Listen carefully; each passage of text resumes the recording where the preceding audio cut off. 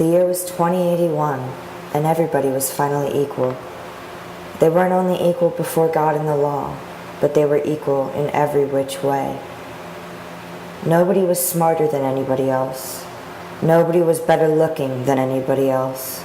Nobody was stronger or quicker than anybody else. All this equality was due to the 211th, 212th, and 213th Amendments to the Constitution, and to the unceasing vigilance of agents of the United States Handicapper General. It was in the clammy month of April that the H.G. men took George and Hazel Bergeron's 14-year-old son, Harrison, away. It was tragic, all right, but George and Hazel couldn't think about it very hard. Hazel couldn't think about anything except in short bursts. George's intelligence was way above normal.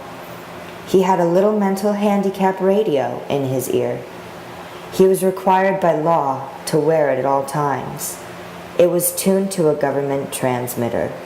Every 20 seconds or so, the transmitter would send out some sharp noise to keep people like George from taking unfair advantage of their brains.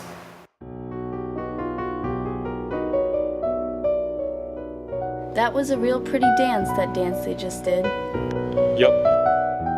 He tried to think a little bit about the ballerinas. Their faces were masked, so that no one, seeing a free and graceful gesture or a pretty face, would feel like something the cat drug in. George didn't get very far with his imagination before another noise in his ear radio scattered his thoughts. I'd think it would be real interesting hearing all the different sounds, all the things they think up. If I was Handicapper General Diana Moon Glampers, I'd have chimes on Sunday, just chimes, kind of in honor of religion.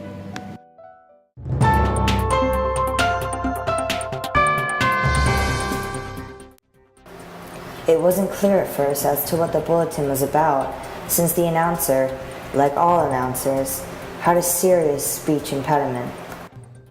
Ladies and gentlemen, Harrison Bergeron, age 14, has just escaped from jail, where he was held on suspicion of plotting to overthrow the government. He is a genius and an athlete, is under handicap, and should be regarded as extremely dangerous. If you see this boy, do not, I repeat, do not try to reason with him. My God, that must be Harrison.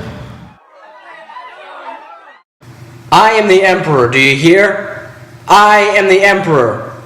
Everybody must do what I say at once. Even as I stand here crippled, hobbled, sickened, I am greater ruler than any man who ever lived.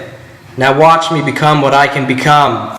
I shall now select my Empress. Let the first woman who dares raise to her feet claim her mate and her throne. Now shall we show the people the meaning of the word dance. Music!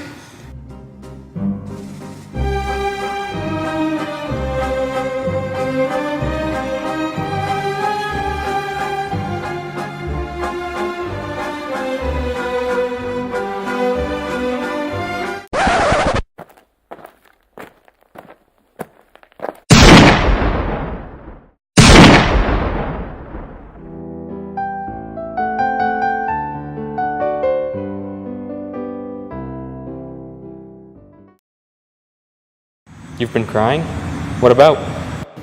I forget. Something real sad on television. What was it? It's all kind of mixed up in my mind. Forget sad things. I always do. That's my girl. Gee, I could tell that one was a doozy. You can say that again. Gee, I could tell that one was a doozy.